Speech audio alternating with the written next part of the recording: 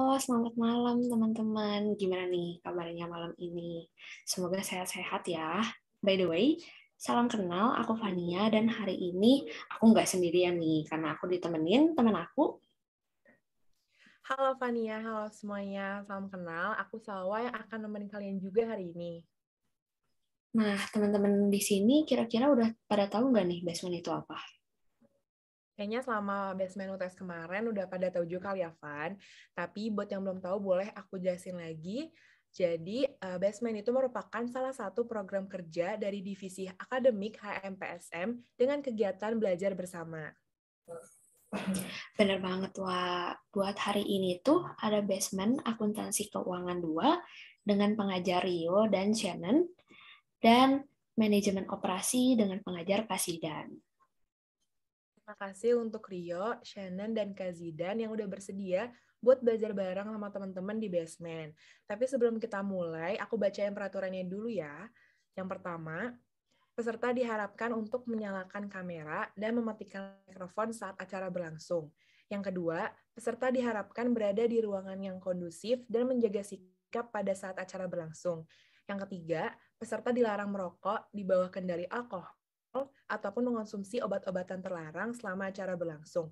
Yang keempat, jika ada pertanyaan, peserta dipersilakan untuk raise hand atau menuliskannya melalui kolom chat dengan sopan. Yang terakhir, peserta wajib mengisi form evaluasi yang akan disebar di akhir acara. Makasih banyak Salwa udah bacain peraturan buat teman-teman di sini. Lalu teman-teman nanti juga ada pembagian breakout room nih, yaitu breakout room 1 itu untuk AK2 dan breakout room 2 untuk MO. Mohon diperhatikan juga untuk pembagian breakout room-nya. Tapi sebelum kita pindah ke breakout room, sekarang kita masuk sesi foto dulu kali ya, Van. Bener banget. Yuk teman-teman kita sebelum nanti masuk breakout room belajar bareng, kita sekarang mau foto dulu. Boleh teman-teman kita on cam dulu, kita rapi-rapi dulu kali ya. Yuk teman-teman kita on cam dulu, kita foto dulu. Mungkin aku mulai kali ya. Oke, slide 1, 1, 2, 3.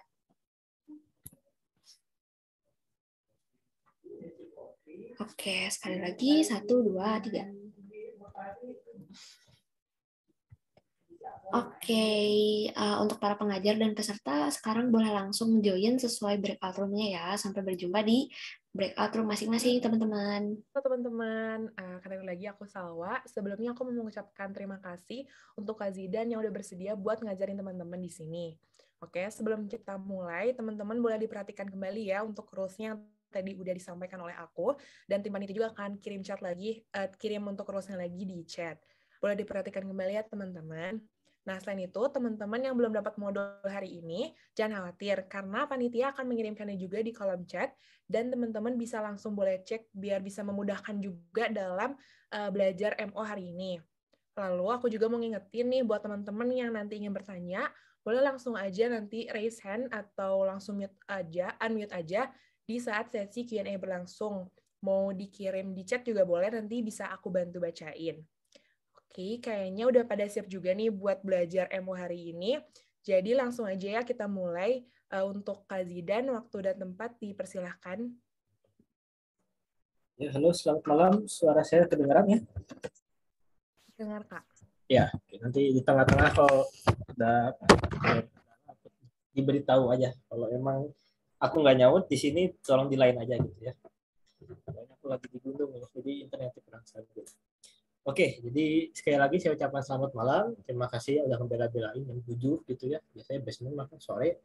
Ini jam 7 harus ada basement untuk mata kuliah manajemen operasi.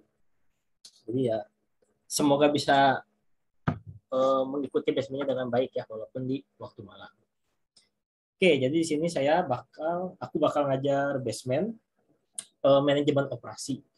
Manajemen operasi salah satu mata kuliah manajemen di angkatan 20 ya. Maksud saya maksud mata kuliah manajemen itu kan mata kuliah manajemen itu ada 4 berarti ya. Ada operasi, pemasaran, keuangan dan insani ya. Yang salah satu yang tersulit itu adalah manajemen operasi karena hitungan ya, hanya diadakan basementnya gitu. sedikit CV ya, sedikit pengalaman ya. Aku udah ngajar basement operasi. Ini mungkin ada beberapa dari kalian yang belum tahu ya. Kenalan dulu, aku Zidan, angkatan 18, berarti beda 3 tahun ya. 2 tahun dari kalian. Aku udah ngajar basement manajemen operasi itu 3 tahun ya.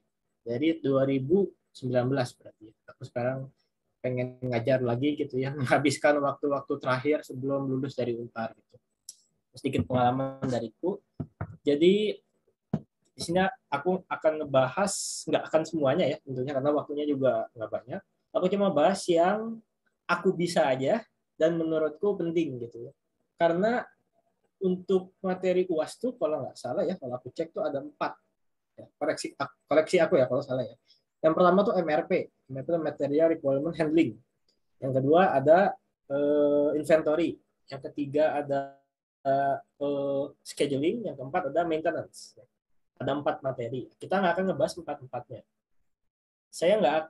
Aku nggak akan ngebahas MRP, Material Requirement Handling. Kenapa? Zamanku dulu ya, 2 tahun yang lalu waktu ngambil MO, Material Requirement Handling itu tidak masuk UAS, tapi masuk kuis. Coba aku mau nanya, kalian Material Requirement Handling ada kuisnya nggak? Coba, siapapun tolong jawab. MRP, Material Requirement Handling masuk kuis nggak? Ada. Kamu dosennya siapa? Bulau nggak? Oh, Bulau Lahinda. Oke, ya, jadi masuk kuis. Tapi dia ngasih tahuin nggak di UAS bakal keluar? Belum ada omongan sih, Kak. Belum ya, oke. Ya, tapi kalau udah dua tahun kalau 2 semester, material requirement handling itu tidak keluar di UAS, tapi dikeluarnya di kuis gitu. Jadi nilai UAS untuk material requirement handling diambil dari kuis sebenarnya gitu. Nah, untuk zaman sekarang aku nggak tahu ya, karena tadi juga disampaikan belum disampaikan gitu. Tapi aku berharap sih nggak keluar ya, karena itu agak ribet ngitungnya pakai Excel segala rupa. Kalau di UAS takutnya nggak cukup waktunya gitu ya.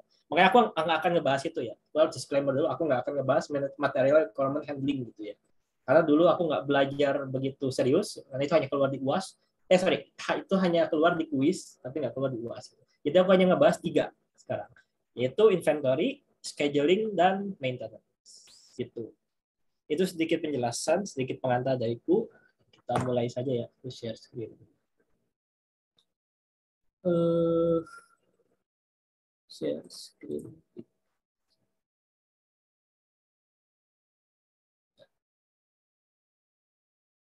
Apakah sudah muncul share screen-nya? Kalau di aku masih loading. Udah ada, Kak, sekarang. Udah. Apa yang terlihat? Excel, Kak. Sekarang OneNote. Oh, oke, ya. Ini kosong ya, ada bacaan inventory di sini? Ada? Sini inventory. Kelihatan ya? Suaraku lancar nggak? Atau putus-putus? Lancar, Kak. Lancar, oke. Ini aku tulis sesuatu di sini, kelihatan ya? Kelihatan, Kak, ada. Kelihatan, oke. Oke, jadi aku kasih sedikit pengantar dulu ya untuk inventory. Karena inventory itu paling penting. Inventory itu dibahas di 4 mata kuliah. 5 mata kuliah. PMO, MO, manajemen rantai pasok. Kalau kalian jurusannya nanti manajemen operasi, nanti harus ngambil manajemen rantai pasok. Keluar di MK, aku lupa, MK1 atau MK2. Sama keluar di manajemen transportasi dan logistik. Itu mata kuliah pilihan MO. Aku udah ngambil semuanya. Jadi itu dibahas di 3 mata kuliah inventory itu paling penting. Jadi mungkin aku jelasin sedikit ya pengantar mengenai inventory. Jadi inventory itu kalau didefinisikan artinya adalah persediaan. Sesuai dengan namanya persediaan, kita harus menyediakan barang di gudang. Gunanya untuk apa? Nah, ini yang penting. Ini tolong dicatat baik-baik. Ini biar kalian paham aja inventory itu apa. Persediaan itu harus disediakan oleh perusahaan karena perusahaan itu harus menghadapi 2 ketidakpastian. Jadi di sini ada konsep ketidakpastian.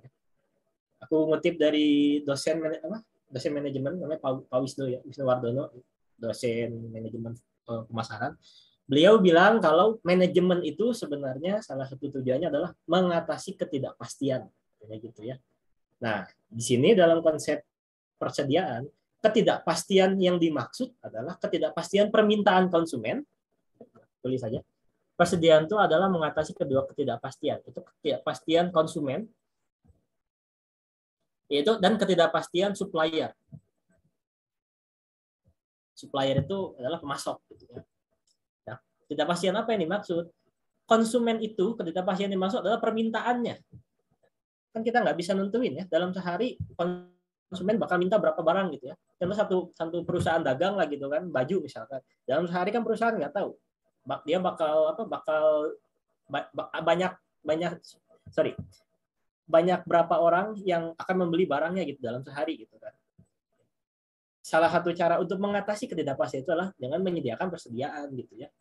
Misalkan hari ini ada 10 orang yang beli barangnya gitu kan. Besok belum tentu 10 gitu kan. Besoknya lagi belum tentu angka yang sama gitu, selalu berbeda setiap hari gitu. Karena perbedaan itulah perusahaan harus menyediakan persediaan gitu ya.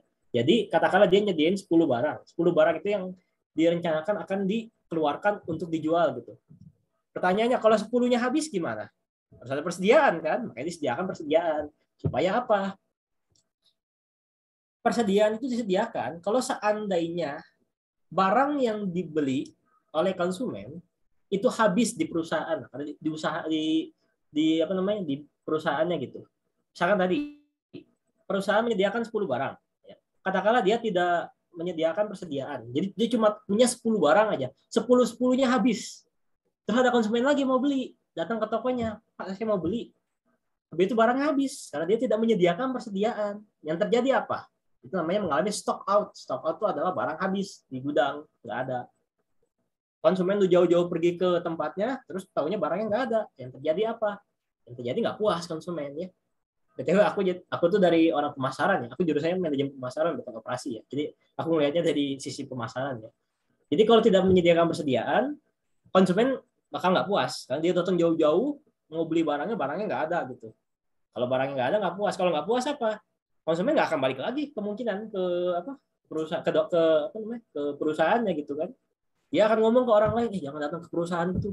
Soalnya aku beli barang di situ habis katanya. Jadi jelek kan ke perusahaan, citra perusahaan jelek gitu ya. Makanya itu persediaan itu penting gitu ya. Itu kalau ngomongin dari sisi konsumen. Kalau dari sisi supplier ya. Kita itu kan sangat bergantung pada supplier ya. Kita ngomongin lagi contoh baju. Baju itu membutuhkan pemasok kain berarti ya. Nah, kain ini sekali lagi ya, dalam sehari kita nggak tahu membutuhkan kain berapa banyak. Tahu-tahu si suppliernya ini, si pemasoknya ini tiba-tiba nggak bisa memproduksi barang. Ingat loh ya, supplier itu, jadi kalau ngomongin rantai pasok ya, kita udah ngebahas rantai pasok di yang sebelum UTS. Jadi kalau dalam rantai pasok itu kan yang pertama ada supplier ya, ada supplier. Ini rantai pasok yang paling simpel ya. Dari supplier ada perusahaan. Dari perusahaan baru ke konsumen. Jadi kita udah ngebahas konsumen. Permintaan konsumen itu nggak tentu. Kita nggak tahu dalam sehari konsumen bakal minta berapa banyak. Nah, ini kita ngomongin ketidakpastian supplier. Kalau tiba-tiba supplier itu nggak bisa memproduksi barang dan tidak bisa memasok barang ke perusahaan. Sementara perusahaan harus memenuhi permintaan konsumen. Kalau perusahaan nggak punya persediaan, ya, kalau perusahaan tidak punya persediaan, saat pemasok tidak bisa memproduksi barang, celaka. Dia nggak bisa memproduksi, si perusahaan nggak bisa memproduksi barang. Perusahaan tidak punya pemasok, ya, pemasoknya tiba-tiba nggak bisa produksi barang, si perusahaan nggak bisa menjual barangnya dong. Akhirnya apa tadi sama ya, konsumennya tidak bisa beli barangnya karena habis gitu ya. Akhirnya nggak puas. Terus dia ngomongin ke orang lain jangan beli di situ dan seterusnya ya. Pokoknya dampaknya negatif lah gitu. Maka perusahaan ketika menyediakan persediaan itu adalah untuk mengatasi supplier dan konsumen. Itu sedikit logika ya, pemikiran kenapa perusahaan membutuhkan supplier. Itu hanya pengantar sedikit gitu. Nah, sekarang yang paling penting adalah perhitungannya ya. Itu perhitungan persediaan. Jadi di sini di basement ini bakal fokus untuk menghitung persediaan atau inventory untuk soal yang hitungan gitu ya. Yang teori mungkin aku cuma sedikit tadi pengantar, sisanya kalian baca sendiri ya. Tapi bukan berarti aku ngajarin hitungan di sini terus nanti yang keluar di UAS hitungan, enggak ya.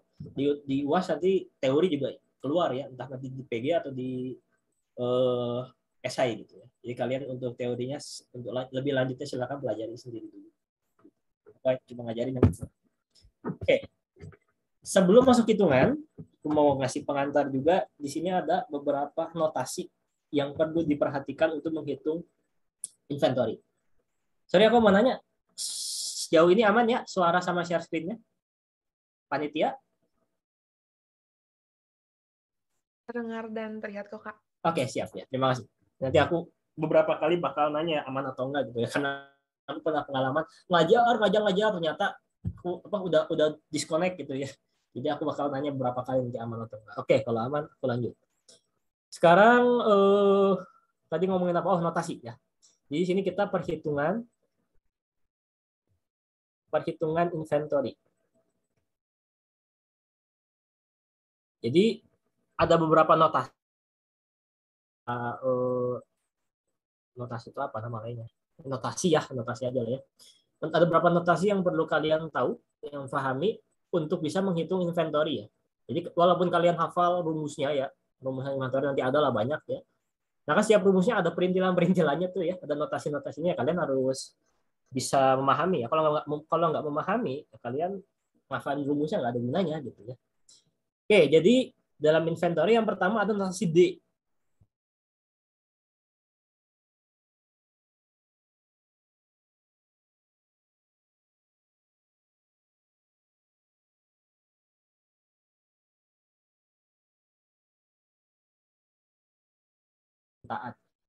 Kalau D besar, itu artinya demand per tahun. Demand per tahun. Jadi demand dihitung dalam waktu 1 tahun. Ya. 1 tahunnya itu tergantung soalnya. Ya. Kalau soalnya baik, biasanya bakal dikasih tahuin. 1 tahun itu terdiri dari 360 hari, misalkan gitu. Ya. Atau nanti kalau seandainya tidak ada keterangan di soal, demand per tahunnya berapa, ya anggap saja 160 lah. Berapa? 160, 165 ya per tahun tuh ya. Normalnya gimana gitu. Jadi D besar adalah demand per tahun. Kalau D kecil itu adalah demand per hari. Permintaan per hari. Nah, ada kalanya kita tuh sebenarnya mau pakai demand per hari. Jadi ada sebuah rumus nanti misalkan. Di rumus itu kita membutuhkan demand per hari. Cuman di soalnya diketahui demand per tahun. Ya. Jadi di soal cuma diketahui demand per tahun adalah misalkan 100. Jangan 100 lah ya, 100 terlalu kecil. Dalam setahun ada demand misalkan 300. Habis itu kita membutuhkan demand per hari. Ya.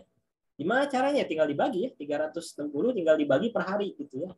Jadi dalam setahun ada 300 permintaan, nanti tinggal dibagi ya supaya kita tahu dalam sehari itu kira-kira ada berapa permintaan gitu ya. Jadi kita bisa tahu demand per hari dari hanya diketahui demand per tahun gitu ya. Itu notasi yang berhubungan dengan D. Selanjutnya ada notasi SS. SS itu adalah safety stock. Safety stock. Nah, safety stock itu adalah, jadi sebenarnya ya, kalau aku mau kasih pengantar lagi ya, inventory. Kita ngomongin inventory. Ini nggak tahu ya di MO dibahas atau enggak ya. Ini dibahasnya di mata kuliah manajemen rantai pasok. Ya. Inventory itu sebenarnya secara umum dibagi jadi 3. Yang pertama adalah namanya cycle inventory. Cycle inventory. Cycle inventory adalah sebenarnya tadi aku bahas bahwa setiap hari perusahaan itu perlu memenuhi permintaan konsumen ya. Nah, cycle inventory adalah barang persediaan yang disediakan untuk memenuhi permintaan setiap harinya gitu ya. Jadi kalau dalam sehari misalkan sekarang ada 10 orang, minggu depan ada berapa, terus kita penuhi, itu adalah cycle inventory gitu ya. Persediaan yang disediakan untuk memenuhi permintaan konsumen sehari-hari gitu ya. Yang kedua adalah safety stock. Ya, ini yang tadi yang aku tulis. Safety stock itu sesuai dengan namanya safety stock. Jadi permintaan untuk berjaga-jaga mungkin ya. berjaga-jaga atau apa emergency mungkin ya. Emergency. Jadi misalkan perusahaan itu merasa, wah ini kayaknya permintaannya lagi banyak nih misalkan gitu ya. Misalkan karena barangnya lagi murah misalkan. Kalau barang murah kan artinya permintaan banyak ya. Karena barang murah, perusahaan artinya perlu menyediakan barang lebih banyak supaya mengantisipasi permintaan ya. Misalkan permintaan biasanya dalam sehari rata-rata 10, tiba-tiba naik jadi 20 gitu kan. Nah, ketika naik itu perusahaan perlu menyediakan persediaan untuk jaga-jaga kan. Itu namanya safety stock gitu ya. Supaya apa tadi ya? Supaya tidak terjadi stock out atau tidak adanya barang ketika konsumen meminta. Itu jenis kedua. Jenis ketiga ada namanya persediaan musiman. Persediaan musiman. Nah, kalau di bahasa Inggris kan berarti seasonal inventory. Seasonal inventory. Persediaan musiman itu, nah ini yang unik sebenarnya. Jadi persediaan musiman tuh kalau di Indonesia tuh persediaan musiman tuh berarti mungkin lagi musim Natal, ya, lagi musim Tahun Baru, lagi musim Lebaran, ya kan, lagi musim apa gitu. Jadi musim itu didasarkan oleh hari raya gitu ya. Pada saat itu orang sedang merayakan apa? Sedang merayakan Natal, mungkin persediaan kue Natal mungkin gitu kan harus disediakan. Atau kalau lagi Lebaran berarti persediaan barang pokok harus disediakan gitu ya. Itu di Indonesia. Tapi kalau di luar negeri, khususnya di Eropa dan Amerika sekitarnya, persediaan musiman itu didasarkan pada bukan hari raya, tapi pada musim secara iklim ya. Berarti ada musim semi, musim kemarau, musim salju dan musim panas gitu ya. Jadi pada saat-saat musim itu permintaan itu tidak menentu gitu ya. Tiba-tiba dari 10 misalkan naik tiba-tiba jadi 80 permintaannya gitu ya. Terus tiba-tiba turun lagi dan seterusnya gitu ya. Maka pada musim-musim tersebut perusahaan perlu menyediakan persediaan gitu ya. Cuman yang dibahas di MO ini itu rasanya hanya safety stock ya. Safety stock dan cycle inventory gitu ya. Ini yang permintaan musiman tidak dibahas di sini. Itu masuk dari SS atau safety stock. Selanjutnya ada notasi lead time. Lead time. Atau biasa juga disebut LT ya. Nah, atau ditulis LT, lead time. Lead time itu adalah waktu menunggu. Waktu menunggu. Menunggu apa? Waktu menunggu barang dari mulai memesan sampai barang itu datang. Ya.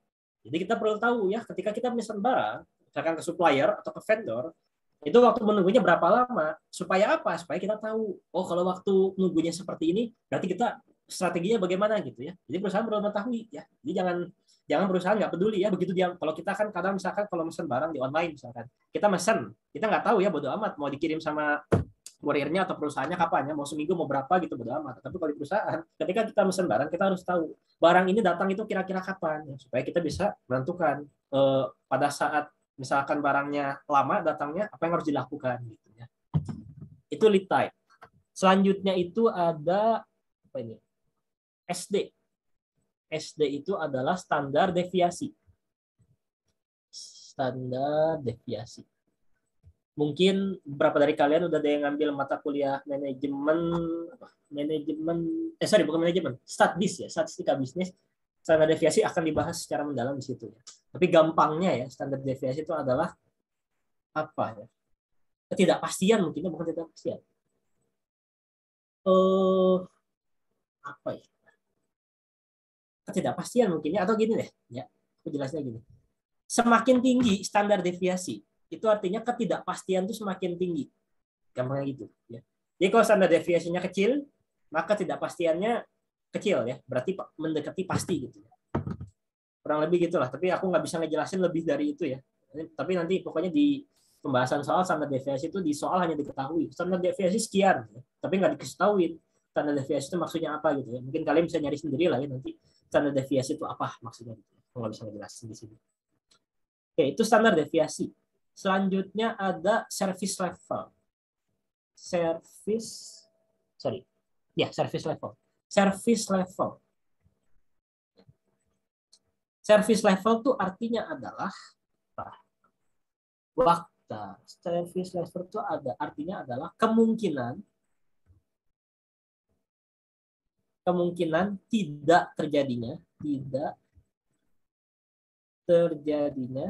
stock out. Stock out. Tadi aku udah ngejelasin ya, stock out itu artinya adalah apa? Barang tidak di gudang mungkin ya, atau barang habis gitu ya. Barang habis. Jadi stock out ini kalau nanti ada angka stock out sekian, service level ini nanti kalau ada angka service level sekian, itu menunjukkan bahwa kemungkinan tidak terjadinya stock out gitu ya. Nah, berarti aku bisa bilang bahwa stock out itu sendiri, stock out rate sebenarnya sebutannya. Stock out rate itu adalah kalau ini service level kemungkinan tidak terjadinya stock out. Berarti stock out rate adalah kemungkinan terjadinya stock out. Kemungkinan terjadinya stock out. Jadi ini kebalikannya gitu ya. Misalkan kalau service levelnya 90%. Artinya kemungkinan tidak terjadinya stock out adalah 90%. Berarti stock out-nya adalah 10% gitu ya kebalikannya. Kenapa aku ngejelasin service level dan stock out rate? Karena ada kalanya nanti di soal kita butuh angka service level. Cuman di soalnya diketahui stock out rate. Gimana caranya ya? Pakai logika ini ya. Kalau stock out rate-nya 10%, berarti service level-nya 90% dan seterusnya gitu ya. Itu adalah notasi untuk perhitungan inventory. Sampai sini ada pertanyaan? Harusnya clear ya. Nah, aku minum dulu.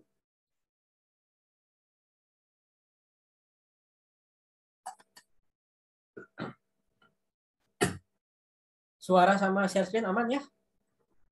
So far? Aman Kak, dari tadi aman. Oke, siap. Baik, kalau nggak ada pertanyaan. Itu untuk notasi perhitungannya. Ya. Ini selanjutnya aku bakal langsung masuk ke soal ya. Langsung masuk ke soal. Jadi ini aku ambil soalnya dari textbook. Ini soal yang mudah, harusnya nggak susah. Ini soal ini juga kurang lebih ya, kalau zaman aku ya dulu 2 tahun yang lalu tuh kurang lebih UAS itu kayak begini soalnya lah ya. Kurang lebih kayak begini, dia nggak jauh dari model soal begini gitu ya. Jadi harapannya kalau kalian belajarin nanti bisa menjawab soal inventory di UAS gitu ya. Kecuali memang ini aku udah 2 tahun yang lalu ya, kecuali udah 2 tahun berlalu ada perubahan kurikulum misalkan ya, terus ada tambahan di materi inventory-nya ya. Cuma kalau kata orang Sunda wayah nawe gitu ya. Jadi kalian silakan belajar sendiri gitu ya. Aku cuma ngajarin yang basicnya aja gitu ya, supaya kalian pemahamannya dulu yang dikuatkan. Gitu. Oke, jadi soalnya begini, ini soal standar ya. Nah, aku agak zoom mungkin ya. Nah. Oke, jadi rata-rata permintaan untuk sebuah barang adalah sebesar 75 unit per hari. Ini aku nulis HR ya. Ini aku nulis HR itu per hari. Sorry. Sebentar. Ini aku nulis HR itu per hari di sini ya. Bukan hour, bukan jam ya, gitu ya, per hari. Jadi rata-rata permintaan sebuah barang adalah sebesar 75 unit per hari. Dengan, nah ini, di sini standar deviasi itu dilambangkan dengan apa sigma kalau nggak salah ini ya sebutannya. Dengan sigma ini yang kayak lingkaran, kayak angka 0, dilambangkan dengan sigma. Jadi dengan standar deviasi permintaan sebesar 8. Sedangkan rata-rata lead time, diingat ya, lead time itu waktu menunggu barang dari mulai memesan sampai dengan datang. Rata-rata lead time-nya itu adalah sebesar 5 hari. Dengan standar deviasi 1 hari. Nah, jadi di sini ada 2 standar deviasi nih. Yang pertama itu adalah standar deviasi untuk permintaan. Ya, ini yang 8 itu adalah standar deviasi permintaan. Sementara yang ini, yang 1 ini adalah standar deviasi untuk lead time. Jadi dibedakan tuh ya. Ada standar deviasi lead time, ada standar deviasi permintaan. Nah, dari soal ini, dari data yang diketahui soal ini, disuruh menentukan standar deviasi permintaan saat lead time. Jadi di sini ditanya adalah standar deviasi. Standar deviasi aku nyebutin adalah ketidakpastian permintaan selama lead time. Jadi dari mulai perusahaan memesan barang sampai barang datang, itu kita harus tahu permintaannya kira-kira kemungkinannya berapa banyak gitu ya. Karena barang itu masih di jalan kan, masih di perjalanan belum datang ke perusahaan. Perusahaan harus menghitung ya.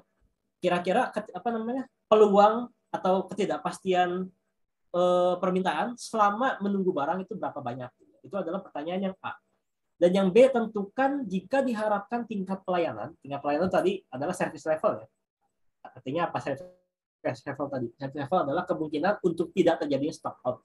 Jadi jika diharapkan tingkat pelayanan 90%, maka berapa safety stock yang harus disediakan? Jadi kalau service levelnya 90%, maka barang safety stock atau barang untuk persediaan emergensinya itu harus disediakan berapa? Sama yang terakhir ada reorder point. Oh iya, aku belum ngebahas reorder point. Reorder point itu intinya adalah pada saat kapan perusahaan perlu memesan barang, gitu ya. Jadi perusahaan kan akan memesan barang kan, akan memesan inventory pada waktu-waktu tertentu. Nah, reorder point ini menunjukkan bahwa pada saat kapan si perusahaan harus memesan barang. Misalkan perusahaan harus memesan barang ketika barang sudah mencapai 10. Jadi di gudang barang tuh tinggal 10. Nah, pada saat barang 10, perusahaan harus langsung memesan gitu ya, supaya bisa memenuhi permintaannya gitu. Jadi itu pertanyaan yang C. Nah, kita mulai untuk pertanyaan yang A. Yang A itu sebelum masuk ke pertanyaan kita tulis dulu yang diketahui soalnya. Jadi yang pertama adalah tadi D. D kecil ya, ingat ya. D kecil itu adalah permintaan per hari ya. Kalau D besar tadi permintaan per tahun. Diketahui D permintaan itu adalah sebanyak 75 ya. 75 per hari ya. Ini di sini ya ada keterangannya. Yang kedua adalah L, yaitu lead time atau waktu menunggu dari mulai memesan sampai dengan barang datang. Itu adalah selama 5 hari. Ini ya, rata-rata lead time 5 hari. Terus ini ada sigma D dan sigma LT. Tadi ya, sigma D itu adalah standar deviasi demand. Di sini standar deviasi demand-nya adalah 8. Ini ya, 8. Standar deviasi permintaan.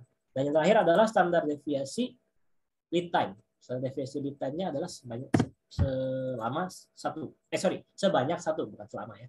Sebanyak 1. Dan yang terakhir adalah cycle service level. Ya, adalah sebesar 90%. Ini kalau bahasa Inggrisnya service level, kalau bahasa Indonesianya tingkat pelayanan sama aja ya. 90%. Itu yang diketahui dari soal. Nah, ini baru kita bisa menghitung. Nah ini ya. Untuk menghitung yang A, standar deviasi permintaan selama lead time. Kita menggunakan rumus ini. Ini aku zoom ya.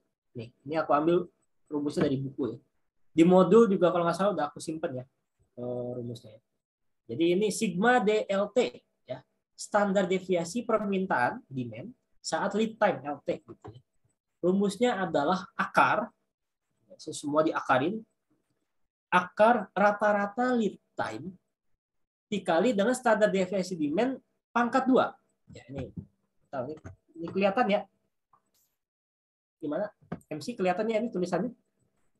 Rumusnya? Terlihat. Kelihatan. Oke ya. Jadi ini adalah rumus standar deviasi demand saat lead time itu adalah akar dipanjangin, buka kurung rata-rata lead time dikali standar deviasi demand pangkat 2.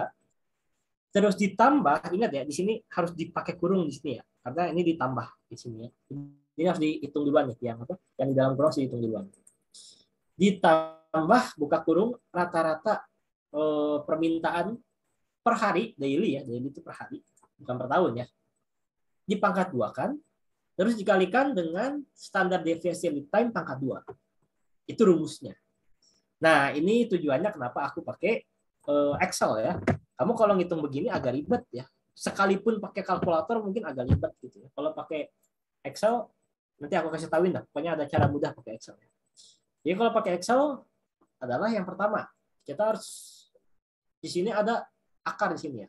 Nah, di dalam Excel itu ada fungsi namanya SQRT. SQRT itu adalah artinya square. Square itu adalah akar ya. Kalau bahasa Indonesia kan akar ya, bahasa Inggrisnya adalah square. Cara bekerja square adalah apapun yang ditulis sesudah buka kurung, ini ada buka kurung ya.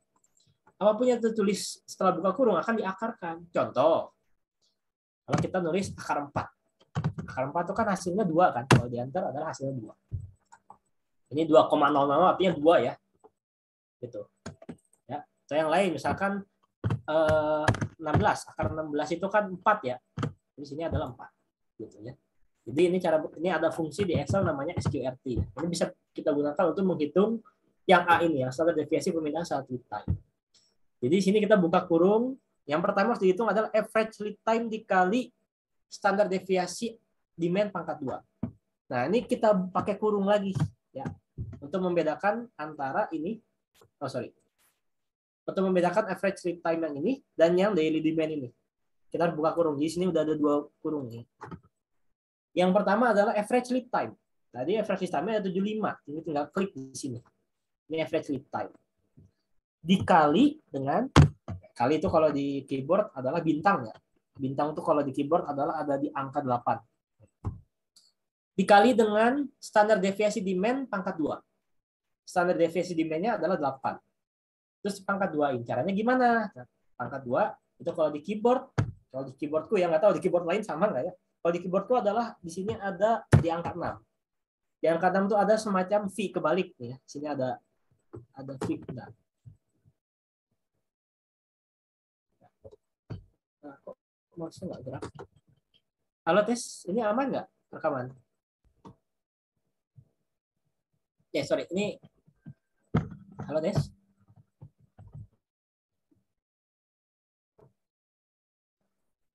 Aman, Kak. Oh, aman, sorry. Ini soalnya kok mouse-ku nggak bergerak. Nah, sebentar. Oh, pesan. Copot. Oke, aku lanjut. Jadi soalnya aku gerak-gerakin mouse-nya nggak gerak. Kirain lagi nge-freeze laptopnya. Oke, kita lanjutkan.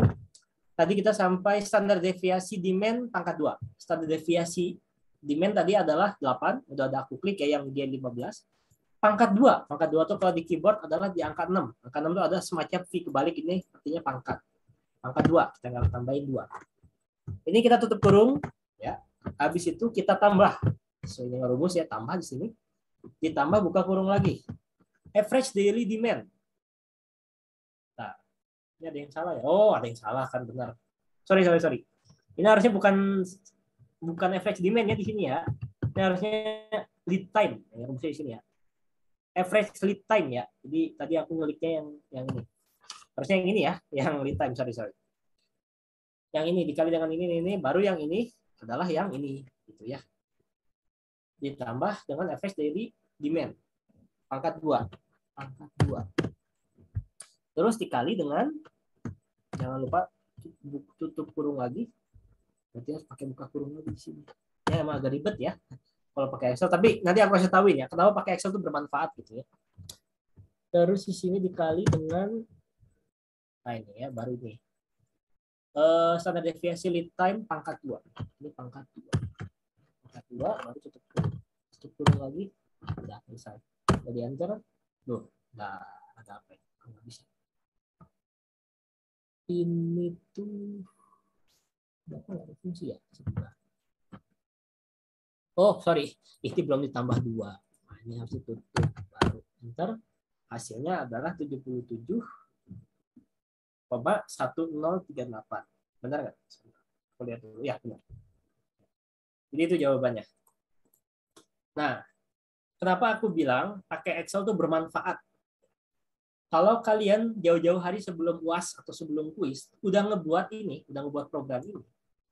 Misalkan soalnya berbeda. Di sini kan soalnya demand-nya 75. Kalau kalian ubah misalkan di soalnya bukan 75 demand-nya. Misalkan soal lain. Itu demand-nya misalkan 80. Ini kalau kalian ubah, angkanya akan berubah di sini.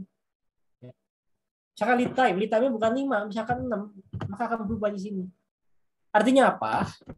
Kalau kalian buat ini jadi template untuk ngitung nanti gitu loh. Jadi kalian kalau buat jauh-jauh hari ini ya di Excel, nanti saat ujian kalian tinggal masukin angka-angkanya di sini gitu loh ya. Nanti ketemu hasilnya berapa di sini gitu.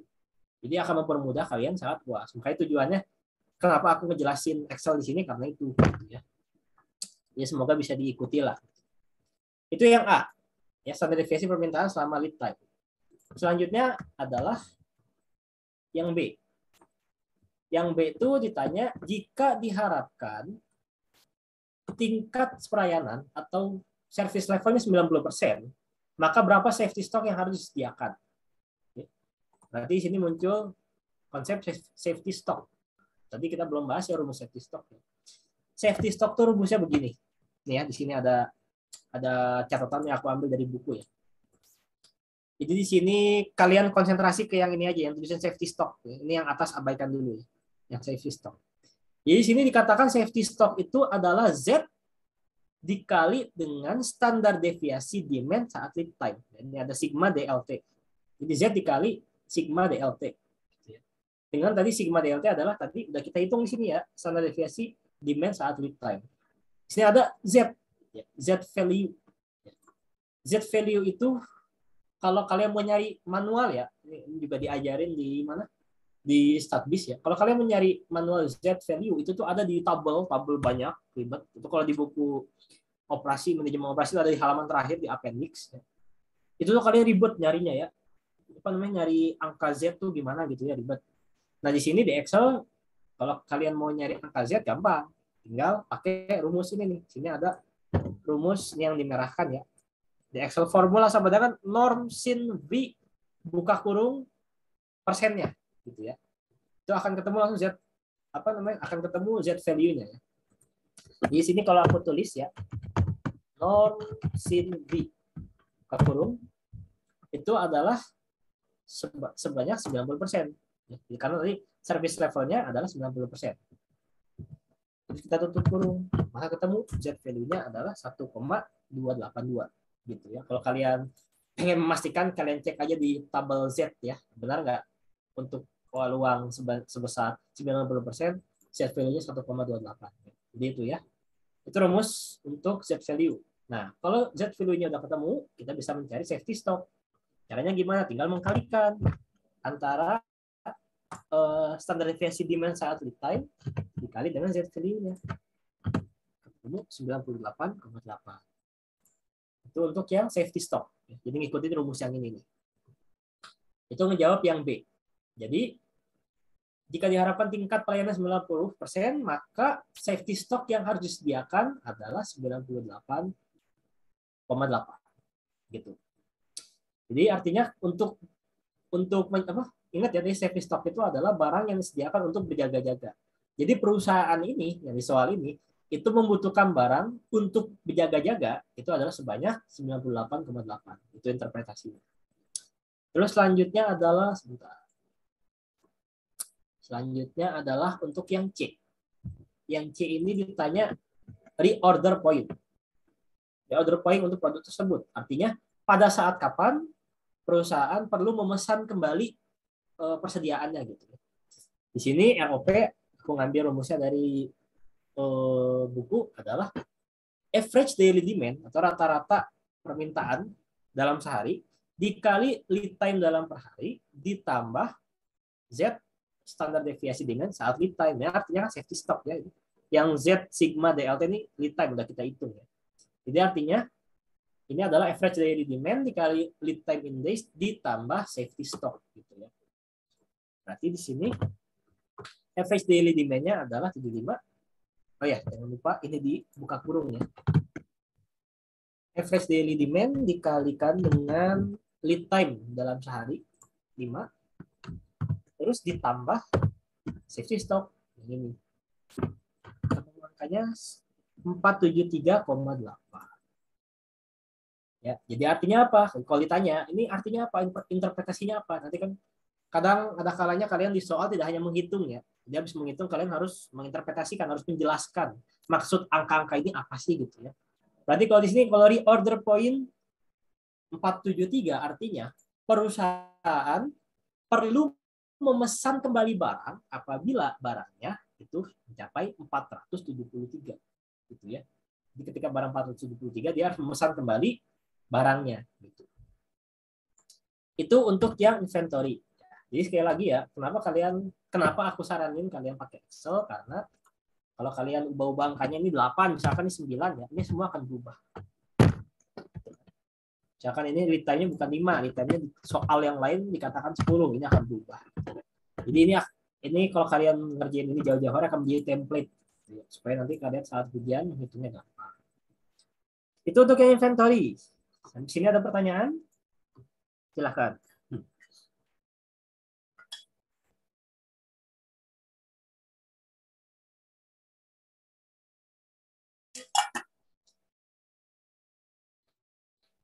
Oke, aman ya? Nggak ada? Bisa lanjut? Coba salah satu respon dari peserta.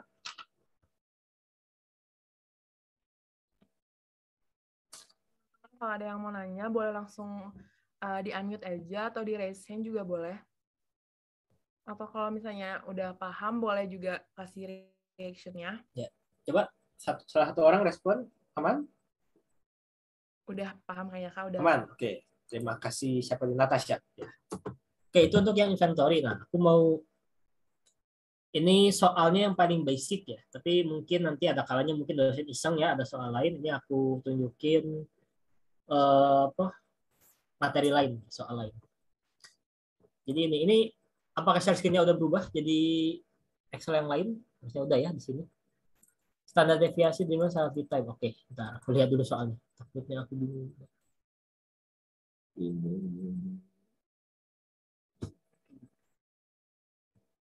Oke, jadi ini ada variasi soal yang lain ya. Kalau tadi soalnya begini kan, ini soal yang tadi kita kerjain ya. Jadi di sini di soal ini sudah diketahui standar deviasi demand-nya 8, standar deviasi lead time-nya 1. Ya, jadi enak, kita nggak perlu ngitung standar deviasi. Pertanyaannya, gimana kalau nggak diketahui standar deviasinya? Ya. Jadi di soalnya tuh cuma diketahui demand setiap harinya ada berapa. Jadi ini ada misalkan tanggal 2 itu demand-nya 23, tanggal 4 demand-nya 13. Ini lead time-nya 3, 2, 1 dan seterusnya. Ini ada titik-titik itu aku lupa soalnya apa. Jadi ini katakanlah ada angka di sini lah ya. Sini ada sesuatu gitu ya. Ini cuma contoh soal doang. Jadi kalian nggak diketahui standar deviasinya berapa. Cuma dikasih data begini. Ya. Tanyanya gimana caranya? Caranya kalian harus menghitung standar deviasinya. Kalian harus menghitung yang pertama rata-rata demand ya. Kalau ini kan rata-rata demand-nya diketahui ya. Yang soal ini diketahui ya. Rata-rata permintaan untuk sebuah barang adalah sebesar 75. Cuman ini nggak diketahui rata-rata permintaan dalam perharinya berapa. Ya kalian hitung sendiri. Pakai rumus average ya. Average itu kalau di Excel adalah fungsi untuk menghitung rata-rata. Jadi kalian tinggal average, lu blok ini semua nih demand-nya. Bahkan akan ketemu rata-ratanya adalah sebanyak 44,8. Terus standar deviasi demand-nya gimana? Standar deviasi kalau di Excel, kalau kalian manual, standar deviasi agak ribet juga ngitungnya. Tapi kalau di Excel kalian tinggal pakai rumus ini, stdef namanya ya. Stdef titik S. Buka kurung, terus kalian blok ini semuanya. Kalian blok, terus kalian tutup kurung, terus enter. Maka ketemu standar deviasi untuk demand besar 19,1. Terus standar rata-rata lead time. Ini sama kayak tadi ya, yang demand. Lead time-nya diketahui nih, ada 1, 3, 2 dalam sehari. Hitung rata-ratanya gimana ya? Kalian tinggal rata-ratakan. Pakai rumus average. Begitupun dengan standar deviasi lead time, kalian hitung, dan standar deviasi dari lead time. Gitu. Ini pakai rumus yang berbeda. Gitu ya. Jadi, kadang soalnya langsung diketahui standar deviasinya berapa. Tapi kadang juga nggak diketahui, karena harus hitung sendiri. Mungkin itu sedikit variasi soalnya yang bisa berbeda lah ya. Mungkin nanti saat ujian, kuis atau apapun itu soalnya ada kalanya bahasa Inggris, ada kalanya bahasa Indonesia. Jadi mungkin ada istilah-istilah yang berbeda ya. Kayak di sini, kalau di sini kan tingkat pelayanan, di sini kan ditulis tingkat pelayanan gitu ya. Kalau di bahasa Inggris kan itu adalah safety stock. Jadi kalian silakan baca-baca lagi supaya bisa tahu ketika menemu soal bahasa Indonesia atau bahasa Inggris, soal apapun kalian bisa ngerjain gitu ya, dan tahu istilah-istilahnya apa. Itu untuk yang inventory. Ya. Ini harusnya kalau emang sesuai dengan rencana ya, harusnya soal inventory di ujian ataupun di kuis ataupun di mana itu nggak jauh dari sini lah. Karena aku udah pengalaman 2 semester itu soal inventory itu kurang lebih begini gitu ya. Jadi ini kalau kalian bikin Excel ini kepake gitu untuk nanti gitu. Harapannya sekarang gitu. Setidaknya kalian tahu lah basicnya, jadi sisanya kalian pelajari sendiri. Itu ini sudah berlalu 1 jam, sudah 1 jam berlalu. Oke. Itu untuk inventory. Selanjutnya adalah untuk scheduling. Nah ini aku disclaimer dulu ya. Kalau emang habis ngebahas scheduling sudah mencapai, waktunya udah habis, waktu basementnya, aku akan berhenti sampai scheduling karena yang maintenance kayaknya nggak terlalu sulit lah ya. Betul, yang scheduling ini yang paling menurutku harus dibahas di Excel gitu. Jadi mungkin kalau waktunya nggak cukup, aku berhenti sampai scheduling aja. Oke, untuk scheduling. Scheduling itu sebenarnya untuk materi hitungnya tuh ada banyak ya. Ya. Jadi kalau di sini aku cuma ngebahas yang gampang-gampangnya. Yang susah-susahnya itu scheduling, kalau kalian lihat catatannya itu ada namanya critical ratio, ada Johnson's rule, ada Gantt chart. Itu mungkin kalian belajar sendiri aja ya. Aku di sini cuma ngajarin soal yang job sequence. Job sequence itu nanti ada yang first come first serve, ada yang earliest due date dan seterusnya gitu ya. Aku cuma ngajarin itu doang karena menurutku itu gampang. Cuman kalau pakai Excel lebih gampang lagi. Ya. Kalau pakai Excel kalian cukup waktu hanya membutuhkan waktu sekitar semenit untuk mengerjakan soal apapun selama soal itu adalah mengenai job sequence gitu ya. Pakai Excel. Mungkin ini nggak diajarin di kelas, makanya aku mau ngajarin di sini ya. Supaya harapannya kalau ada soal ini kalian bisa mudah menghitungnya menggunakan Excel ya, bukan menggunakan manual. Oke, jadi ini adalah scheduling mengenai job sequence. Jadi job sequence itu umumnya soalnya tuh berbentuk begini. Ntar, gue lihat sampai catatan. Takutnya salah. Lupa ingat soalnya.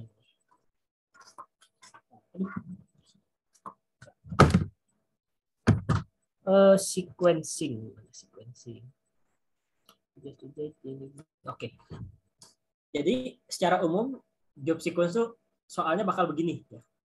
Di sini ada sebuah pekerjaan. Jadi ada pekerjaan, misalkan pekerjaan A, B, C, D, E. Di sini setiap pekerjaan itu memiliki job work atau processing time atau waktu pengerjaan kalau dimaksudkan. Setiap kegiatan ini ada waktu pengerjaannya ya. Bisa 8, 2, 3, 6, 9. Nah, ini di sini 8, 2, 3, 6, 9 ini tergantung soalnya. Bisa ini maksudnya 8 jam, bisa maksudnya 8 menit, bahkan bisa mungkin 8 detik, atau 8 hari, atau 8 minggu, atau berapapun itu. Jadi ini berapapun satuannya, ini menunjukkan lama, gitu ya, lamanya. Gitu. Tapi aku di sini nggak nulis hari, bulan, jam, atau berapa. Ini secara umum aja, pokoknya 8, 2, 3, 6, 9. Dan ada job due dates. Job due dates itu artinya pekerjaan ini tuh harus selesai pada 19, atau 5, atau 10, atau 20. Gitu ya. Atau kita biasanya nyebut deadline gitu ya. Deadline-nya gitu ya. Di sini kalau ditotalkan berarti ada 28. Berarti untuk aktivitas A, B, C, D, E membutuhkan waktu 28. 28 menit, jam, hari, atau berapapun itu. Gitu. Nah, biasanya pertanyaan basicnya adalah tolong tentukan job sequence menggunakan metode-metode atau aturan-aturan yang berbeda. Gitu ya.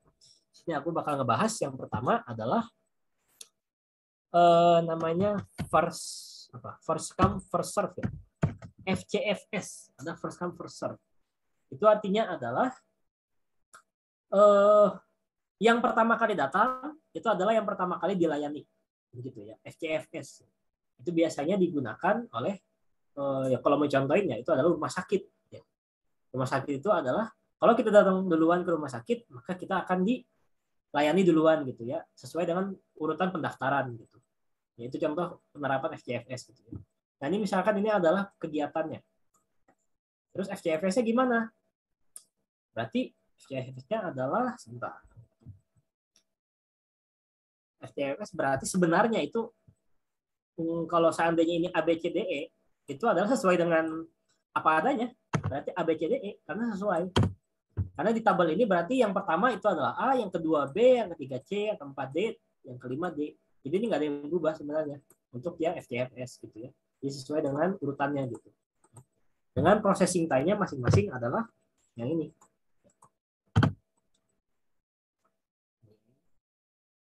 Nah, kalau Excel kalian tinggal pindahin ya, tinggal sampai dengan ini terus di scroll ke bawah. Gitu. Nah, selain kalian harus mengurutkan, di sini kalian harus menghitung flow time dan job lateness. Jadi cara ngitung flow time adalah yang pertama. Untuk flow time pekerjaan yang paling pertama, itu artinya flow time-nya itu adalah diambil dari processing time-nya itu sendiri. Jadi di sini adalah yang A itu processing time-nya A, berarti flow time-nya adalah yang A itu processing time-nya adalah 8, berarti flow time-nya adalah 8. Tapi untuk urutan kedua, Rumus processing time-nya adalah apa? Sebentar, aku harus ambil dia catatan. Aku lupa. Mana satu average completion short probability minus processing time itu adalah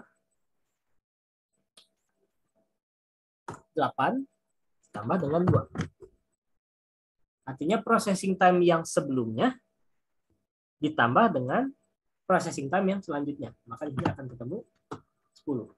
Gitu. Nah, benar nggak? Harus ngecek dulu. Kalau salah bisa celaka. Sebentar.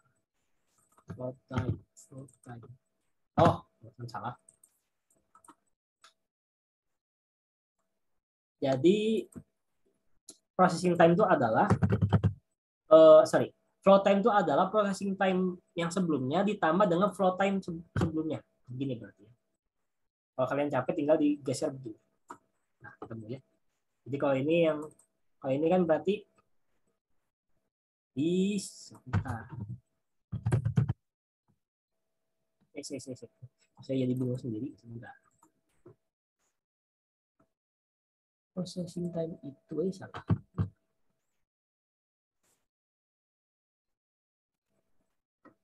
Sebentar.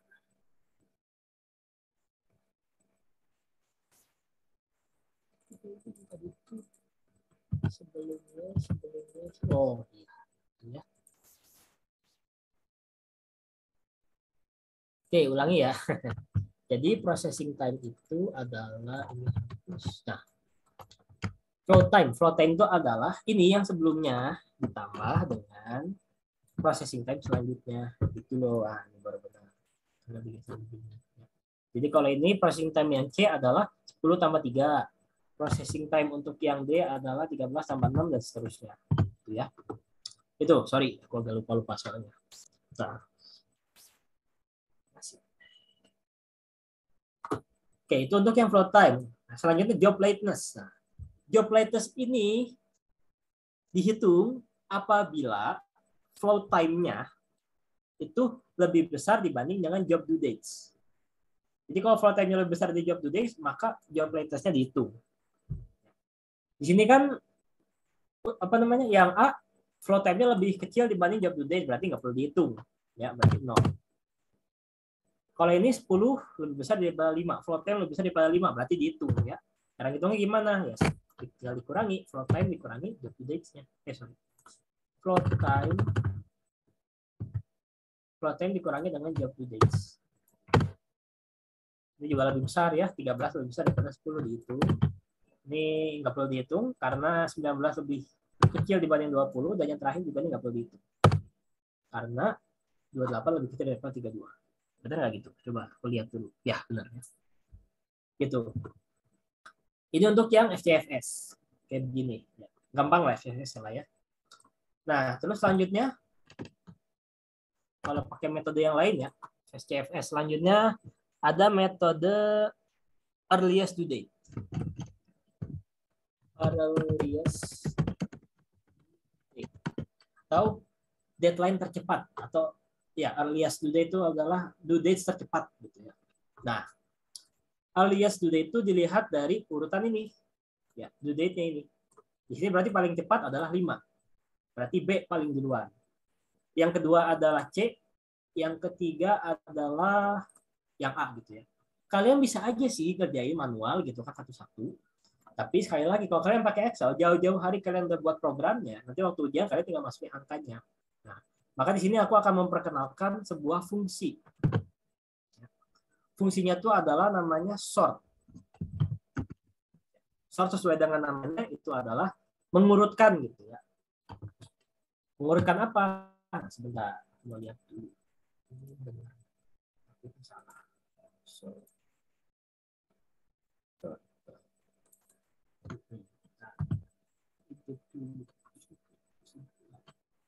Earliest due date, longest processing time.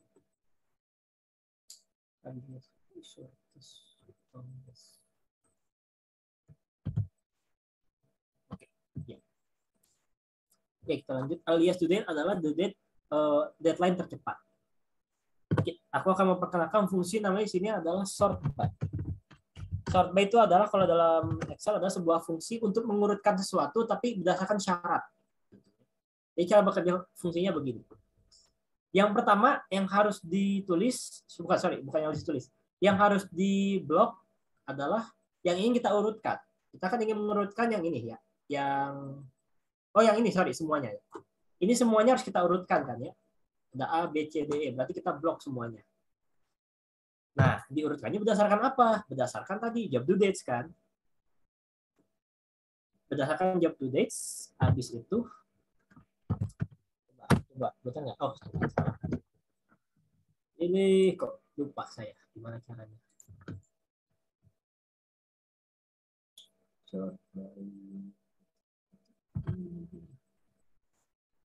Oh, sorry. Jadi gini berarti. Sort by buka kurung. Nah, ini semua di blok, ini doang yang di blok. Kita ngurutin ini A, B, C, D, E, kita urutkan berdasarkan urutan ini. Nah, ini. Ya benar ya. Sorry. Jadi alias today tadi kan diurutkan sebuah pekerjaan diurutkan berdasarkan deadline-nya. Coba kita perhatikan di sini. Yang B diurutkan pertama. Kenapa? Karena B-nya adalah job due-nya paling kecil 5. Terus yang kedua adalah C, 10. Sini benar ya C. Yang ketiga adalah A, ini 19. Yang keempat adalah D, 20. Dan yang terakhir, yang paling lama di days-nya adalah E. Jadi ini ya fungsinya ya. Sort by, ini di blok, terus koma, ini di blok. Enter, makanya akan otomatis begini. Itu untuk yang earliest due date. Processing time-nya kalian sama, tinggal ngitung masing-masing gitu ya. Kayak tadi sebelumnya. Aku cuma mau ngejelasinnya bagian ininya aja gitu ya. Habis earliest due date itu ada shortest processing time. Shortest processing time. Shortest processing time sesuai dengan namanya adalah pekerjaan yang paling cepat gitu ya. Nah, berarti kita pakai lagi fungsi yang sort by-nya. Sort by buka kurung sama yang ingin diurutkan ini. Itu berdasarkan apa? Berdasarkan kalau tadi kan yang job due date yang ini. Sekarang kita ini yang job work atau job processing time. Maka dia akan mengurutkan berdasarkan yang terkecil. Yang tercepat gitu. Shortest processing time-nya di sini yang paling cepat 2 ya. Itu B, berarti B pertama. Yang kedua adalah C, 3, sini C dan seterusnya. Makanya sini otomatis gitu. Itu untuk yang shortest processing time. Selanjutnya untuk yang apa lagi? Yang belum. Alias today ada longest processing time. Longest, benar harus ini. Pakai singkatan aja. Longest processing time. LPT. Longest processing time berarti processing time dari yang paling lama. Nah ini agak sedikit berbeda rumusnya. Ada yang sedikit modifikasi. Rumusnya sama sort by. Buka kurung, kalian blok ininya. Koma, berdasarkan apa? Berdasarkan ini sama, nah, cuma agak diubah. Kalau tadi kan mengurutkannya dari mulai terkecil sampai terbesar, sekarang diurutkan karena longest processing time, berarti dari mulai terbesar sampai terkecil. Nanti kalian ubah di sini, jadi namanya descending. Descending itu adalah kebalikannya. Gitu. Maka dia akan mengurutkan dari mulai yang terbesar. Gitu ya. Yang terbesar ini 9, paling lama, maka ini yang duluan, 9. Yang A itu adalah yang A itu yang kedua, karena ini 8 dan seterusnya. Gitu. Itu untuk yang LPT. Terus apa lagi? Kayaknya udah doang ya. Sama ya kurang lebih begitulah. Itu cara menggunakan fungsi Excel untuk ngebahas scheduling gitu ya. Ini mungkin mengantarnya, tapi kalau mau lebih lanjutnya begini. Ini agak ribet ya ini ngelihat ini ya. Sorry ya. Jadi kalian bisa buat program begini. Kalau mau ya. Ini sama kayak tadi proses hitungnya gitu ya. Jadi ada sebuah soal ya ini apalah ya soalnya. Pokoknya ada sebuah perusahaan itu mereka punya aktivitas sebagai berikut ya. Ada aktivitas V, W, X, Y, Z dengan masing-masing job processing type ini sama job due-nya ini. Dan perintah soalnya adalah tentukan job sequence untuk metode FCFS, SPT, EDD, dan LPT sama kayak tadi ya. Habis itu ditanya mana metode job sequence yang paling baik yang digunakan untuk perusahaan ini. Nah, ini yang agak sedikit berbeda dan aku harus jelasin gitu ya. Jadi di sini kalian harus ngitung ya. Ini ngitungnya sama kayak tadi ya. Kalian pakai rumus sort by satu-satu ya. Ini kalian bisa. Begitupun dengan yang ini. Ini kalian bisa pakai rumus sort by juga ini. Yang ini. Satu-satu kalian hitung ya. Jadi ini kalian hitung jauh-jauh sebelum UAS. Jadi waktu nanti UAS hari H, kalian tinggal ngubah sebenarnya. Ini misalkan bukan VWX ya, Z, misalkan A, B, C, D, E. Makanya akan berubah di sini programnya, Ini. Maksudnya akan berubah A, B, C, D, E. Gitu ya. Misalkan ini adalah job working-nya bukan 50. Di soal misalkan diketahui 50, berarti ini akan berubah semuanya. Misalkan ada ini 50. Ini misalkan 30. Ini akan berubah semuanya. Ya, begitupun dengan ini. Kalian ubah, ini akan berubah. Ya, jadi ini akan menjadi sebuah template supaya nanti waktu ujian kalian tinggal masukin angkanya. Ini udah ketemu nanti semuanya di sini. Ya. Tuh, jadi di sini aku buat sebuah program. Di sini ada FCFS begini, untuk yang SPT begini, untuk yang EDD begini, untuk yang LPT begini. Caranya persis sama kayak tadi, nggak ada bedanya. Cuman di sini yang aku mau jelasin adalah yang ini. Yang ini. Oh, sorry, aku mau jelasinnya dari mana? Di sini aja deh. Jadi di sini kan ditanya yang B, mana job sequence yang paling bagus? Pertanyaannya gimana cara nentuinnya? Ada dua sebenarnya cara nentuinnya. Yang pertama adalah pakai logika. Pakai logika itu maksudnya kayak tadi misalkan. Kalau sebuah rumah sakit, ya, rumah sakit itu biasanya adalah orang ketika daftar duluan itu akan dilayani duluan gitu ya. Itu maka yang paling bagus mungkin FCFS ya, untuk rumah sakit. Karena orang yang daftar duluan ya urutan pertama itu harus dilayani pertama gitu. Maka untuk rumah sakit itu adalah pakai FCFS. Tapi kalau seandainya perusahaannya tidak tahu nih pakai perusahaan apa nih, cara tentuin job sequence yang paling baik gimana? Kalian harus ngitung namanya tabel matrik. Ya, di sini ada matrik untuk menilai mana metode yang paling bagus gitu ya. Nah, di sini aku tulis ada 4 aturan ya, tadi FCFS, FPSPT, EDD sama LPT. Nah, masing-masing metode ini harus dihitung 4 hal. Jadi 4 hal ini adalah sebagai dasar untuk memilih mana metode atau rules job sequence yang baik untuk perusahaan ini. Jadi ini adalah metode hitungnya, gimana cara menentukan yang terbaik. Jadi yang pertama itu menghitung average completion time, ada utilization metric, ada average number job in system, sama average lateness. Nah, ini masing-masing ada rumusnya. Ya, cara ngitungnya gimana? Yang pertama adalah ada average completion time. Average completion time itu dihitung dengan melakukan rata-rata. Average. Rata-rata dari apa? Rata-rata dari flow time. Jadi flow time untuk setiap metode, ini FCFS, SPT kita hitung flow time-nya. Pakai rumus kalau di sini pakai Excel ya, tinggal kalian average. Di sini rata-ratanya 87. Itu untuk FCFS. Untuk SPT rata-ratanya sama kayak rata-rata flow time-nya. Terus ketemu rata-ratanya sebesar 65. Itu untuk yang average. Begitu pun yang EDD dan LPT ya, kalian hitung sendiri. Itu untuk yang average completion time. Untuk yang utilization metric itu rumusnya adalah ini ya.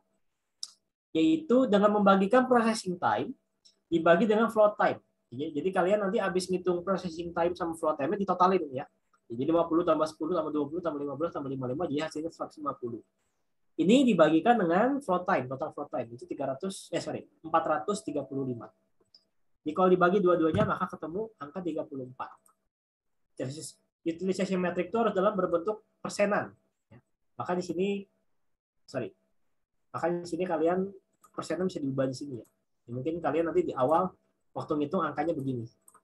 Kalau mau ubah ke persen tinggal diubah di sini ya, jadi persen. Ya, di percentage. Berubah jadi 34. Begitupun dengan yang ini ya. Untuk yang SPT itu adalah processing time 150 dibagi dengan 325 itu flow time-nya. Itu ya. Begitupun dengan EDD dan LPT.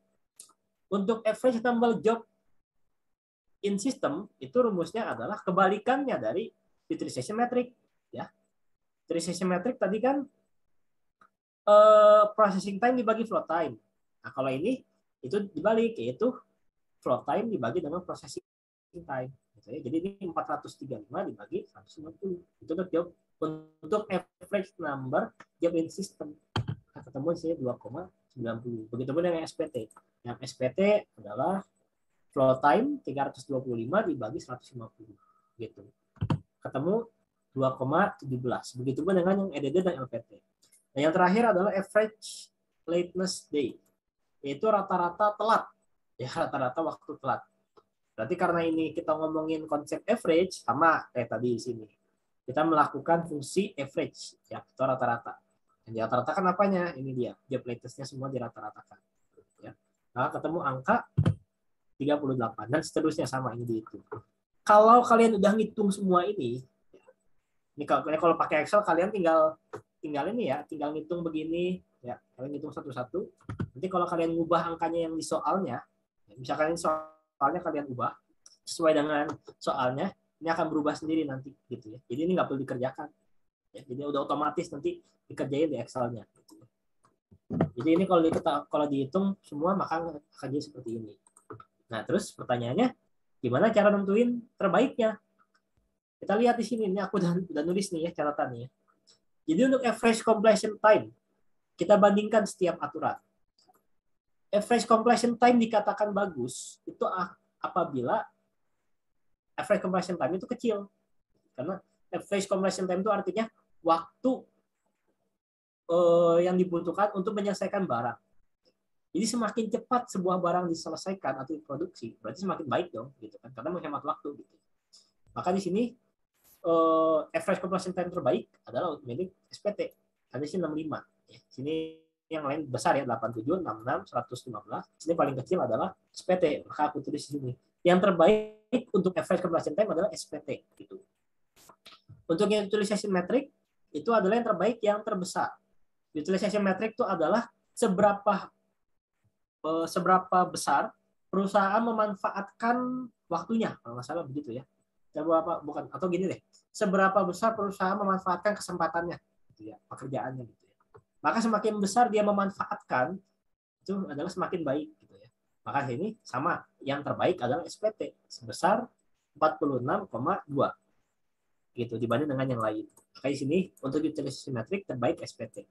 Selanjutnya adalah average number of job in system. Itu yang terbaik adalah yang terkecil. Sama di sini yang terkecil adalah SPT, maka SPT terbaik. Dan yang terakhir adalah average lateness. Jelas ya, semua logika ya. Ketelatan, sesuatu dikatakan telat, itu yang terbaik itu adalah apabila kecil ya. Karena jarang telat berarti kalau kecil kan. Maka di sini yang paling bagus untuk average lateness adalah SPT. Nah, berarti dari kesimpulan ini, dari menghitung 4 hal ini, yang terbaik adalah yang SPT. Gitu. Berarti untuk menjawab yang B, which job sequence rule is the best adalah SPT. Alasannya kenapa? Ya karena berdasarkan perhitungan ini yang terbaik adalah SPT. Itu untuk yang scheduling. Sampai sini ada pertanyaan? Untuk yang scheduling aku cuma mau ngebahas itu. Jadi kalian bisa memanfaatkan Excel untuk menghitung ini. Ini yang scheduling yang ini, yang soal tipe ini bisa keluar di esai atau di PG. Kalau di PG malah lebih gampang. Kalian tinggal ngitung pakai Excel ini, nanti angka-angkanya ini tinggal disesuaikan dengan pertanyaannya. Pertanyaan yang PG. Itu. Silakan kalau ada yang mau bertanya.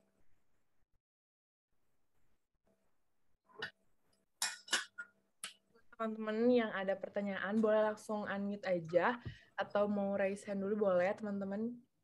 Kalau aman silakan disampaikan. Aman. Kalau udah ngerti boleh kasih reaction-nya juga.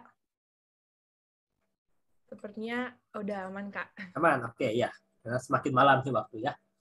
Oke, yang terakhir ya, yang terakhir paling gampang sebenarnya tentang maintenance. Maintenance itu yang merawat lah ya. Jadi maintenance ini kita akan menghitung reliability. Reliability itu gampangnya adalah udah nyimpen. Kalau kalian lihat modulnya tuh udah ada di situ rangkumannya. Reliability adalah kemampuan sebuah mesin atau fasilitas bekerja sesuai dengan yang diharapkan gitu ya. Jadi ini kita ngomongin konsep peluang lagi gitu ya. Oke, jadi ini soalnya ya. Soalnya itu adalah sebuah proses produksi terdiri dari 3 pusat kerja. Jadi katakanlah ada sebuah pabrik itu memiliki 3 mesin, ada mesin A, B, C. A, B, C itu diurutkan berdasarkan urutannya ya. A itu bekerja pertama, B kedua, C dan yang ketiga. AB itu mesin A memiliki reliabilitas atau kemampuan kehandalan itu sebesar 95%, mesin B sebesar 80%, dan mesin C sebesar 99%. Ya. Dengan reliabilitas yang diketahui untuk ABC itu tentukan reliabilitas total, dan yang B ini ada tambahan. Jika kemungkinan untuk menyiapkan backup unit untuk mesin yang memiliki reliabilitas terkecil dengan reliabilitas yang sama dengan mesin utamanya, berapa reliabilitas total proses tersebut sekarang. Ya. Yang A dulu paling gampang ya. Yang A itu rumusnya pakai ini nih. Ya. Di sini kan reliabilitas total proses tersebut ya. Reliabilitas total itu dihitung dengan mengalihkan seluruh reliabilitas. Ya. Makanya di sini kalian tinggal tulis yang diketahui. Untuk A itu kan reliabilitasnya adalah sebesar 95%. 95. Terus di sini ada B. B itu adalah berapa? B itu 80%. 80%. Ini yang terakhir adalah 99%. Terus untuk menghitung reliabilitas total, atau kalau di notasi buku itu adalah sistem reliability atau RS, itu adalah tinggal mengalihkan semuanya. Kali ini dikali ini. Sorry. Ini dikali ini dikali ini. Nah, ketemu reliabilitas sistemnya totalnya adalah 75%. Kalau dalam bentuk biasa itu adalah 0,7. Itu untuk yang A. Yang B adalah, nah ini yang B kalau digambarkan begini. YB ini dijelaskan, jika kemungkinan untuk menyiapkan backup unit untuk mesin yang memiliki reliabilitas terkecil. Jadi ini mesin ini antara A, B, C, yang paling kecil reliabilitas itu kan yang 8. Gitu ya. Bukan 8, 0,8 yang B. Maka ini akan menjadi backup gitu ya. Dengan reliabilitas yang sama dengan mesin utamanya. Berapa reliabilitas total tersebut sekarang? Jadi dari keterangan yang B ini, itu kalau digambarkan modelnya begini. Gitu ya. Jadi ini yang B ini menjadi backup mesin untuk yang A dan B. Gitu ya. Maka perintah soalnya adalah berapa reliabilitas total tersebut sekarang. Gitu ya. Maka di sini kalian harus menghitung menggunakan keterangan-keterangan ini. Ya. Untuk A, B, C sama kayak tadi. Ini mulai dari sini. Kita di blok ini semua sampai sini. Di sini ada reliability for below pad. Berarti reliability untuk yang bawah. Yang bawah ini reliability-nya adalah yang A dan C. Berarti tinggal mengalihkan yang A sama yang C. Sama yang C. Ketemu 0,9404. Untuk yang below pad. Nah, di sini ada konsep baru namanya probability of failure for all pad. Jadi kita perlu menghitung peluang untuk terjadinya kegagalan. Gitu ya. Kenapa kita ngomongin kegagalan? Karena ini adalah bentuk backup ya. Kita akan ngomongin sini backup. Menjalankan backup unit. Jadi backup itu akan dipakai kalau terjadi kegagalan. Gitu ya. Nah, kita harus hitung peluang kegagalannya berapa supaya kita tahu pada saat kapan kita menyediakan backupnya gitu ya. Jadi probability of failure for all pad adalah jadi gini. Dalam konsep peluang ya. Misalkan ini aku sedikit pengantar peluang ya. Jadi di dalam peluang itu namanya keberhasilan. Di dalam peluang keberhasilan itu keberhasilan itu rumusnya adalah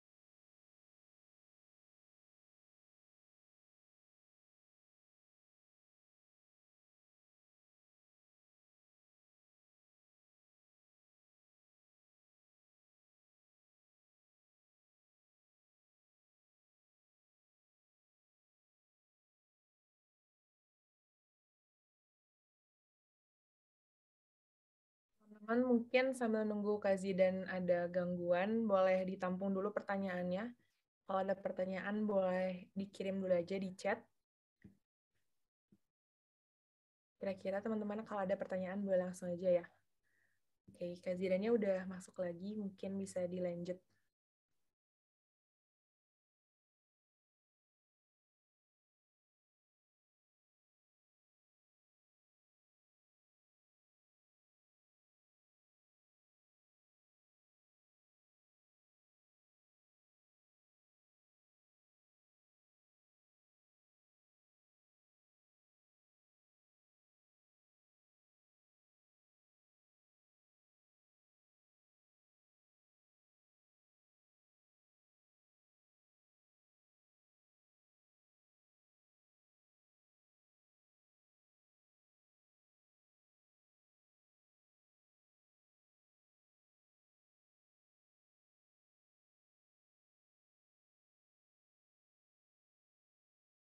Oke, mohon maaf.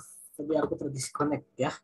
Nggak tahu kenapa tiba-tiba laptopnya ke restart. Nggak tahu. Tapi sekarang udah suaranya udah ada ya? Ada Kak, udah Ya. terdengar. Oke, maaf. Ini lagi sedikit lagi. Tunggu. Udah kelihatan ya ini? Belum Kak, lagi loading Oh, sepertinya. belum. Oke. Ya. Sudah terlihat Kak. Oke, nah ya. Baik. Jadi aku lanjut ya. Jadi dalam peluang tuh ada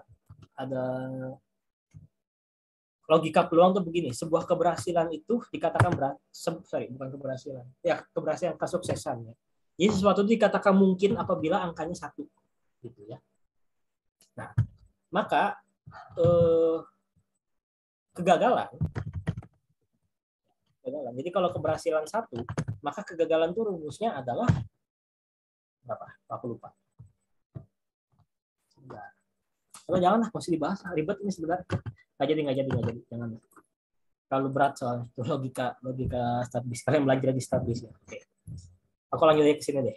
Jadi probability of failure for all paths. Jadi rumus untuk menghitung kegagalan adalah dengan menghitung ini sama dengan menghitung kegagalan untuk setiap peluang ya.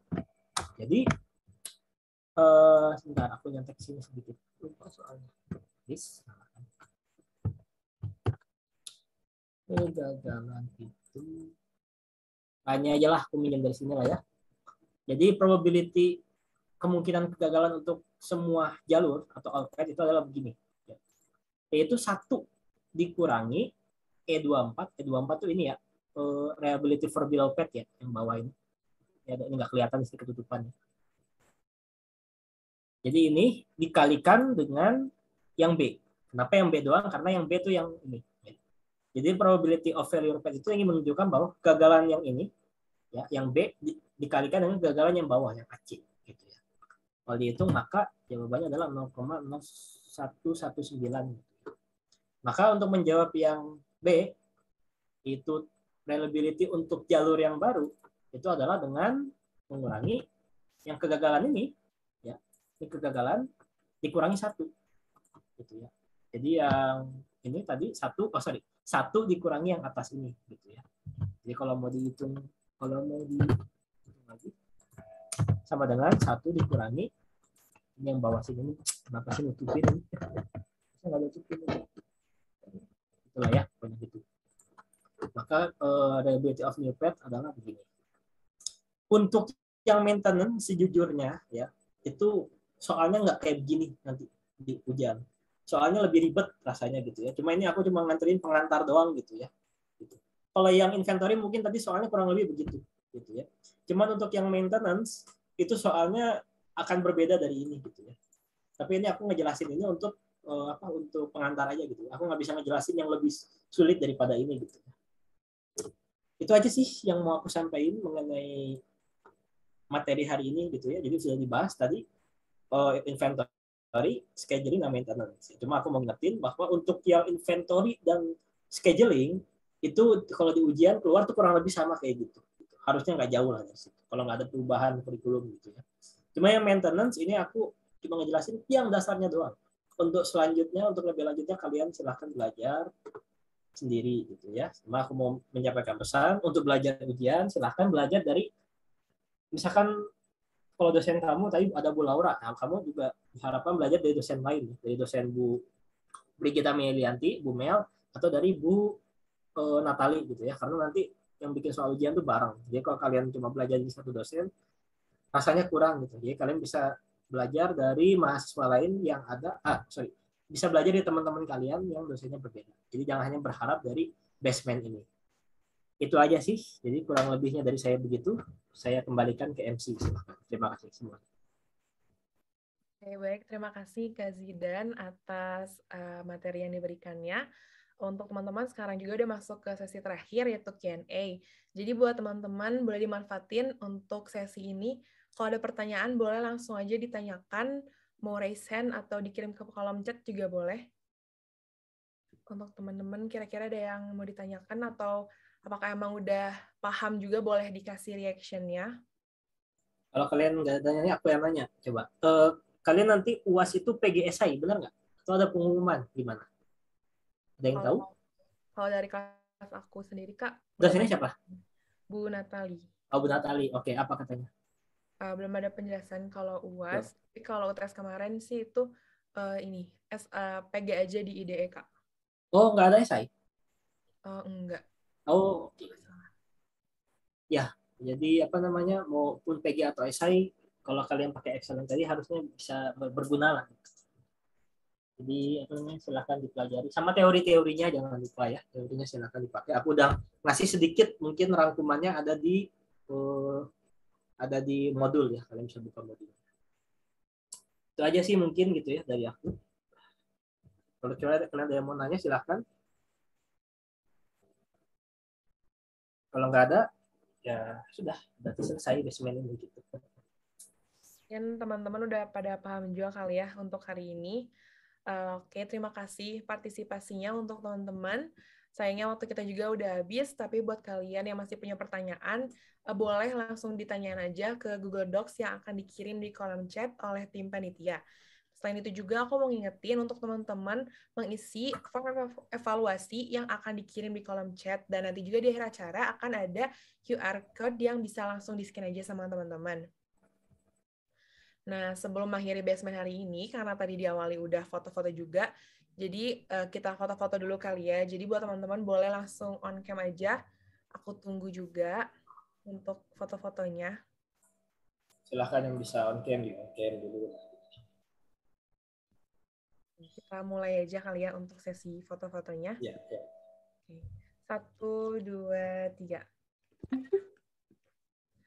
Oke, terima kasih.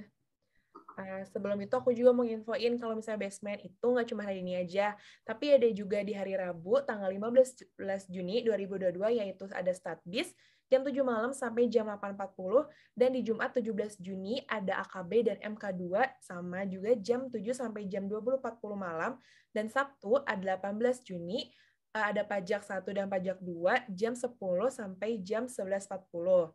Itu di pagi. Terima kasih untuk teman-teman yang udah datang di hari ini. Aku juga mau ucapin terima kasih banyak sekali lagi kepada Kak Zidan yang udah bersedia untuk mengajar teman-teman di basement. Jangan lupa untuk datang di basement selanjutnya, teman-teman. Aku Salwa sebagai MC hari ini mewakili seluruh panitia basement 2022 mengucapkan terima kasih dan sampai bertemu di basement selanjutnya. Good luck untuk UAS-nya semuanya.